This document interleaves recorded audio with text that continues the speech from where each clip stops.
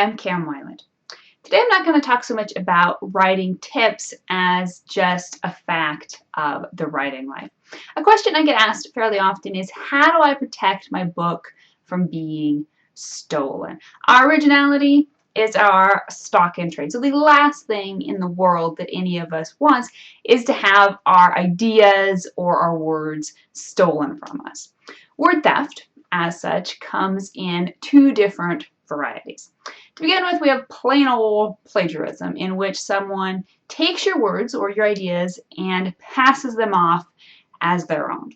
Second, we have piracy, in which someone takes your book, probably still attributes it to you, but distributes it without your permission and without providing you any remuneration. So, how common are these problems, and how can you go about protecting yourself? In answer to the first question, I'm going to be absolutely blunt. Unless you are Stephen King or Neil Gaiman, it is highly unlikely that anyone is going to plagiarize or pirate your writing. Particularly if you've yet to be published, you have very little to worry about. Agents and editors are not going to steal your work.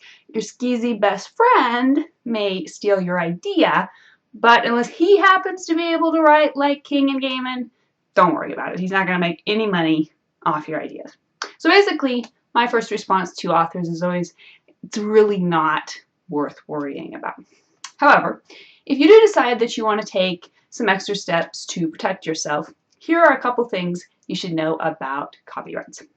To begin with, your work is technically copyrighted the moment you put it down on paper. You've written it down, it belongs to you, end of story.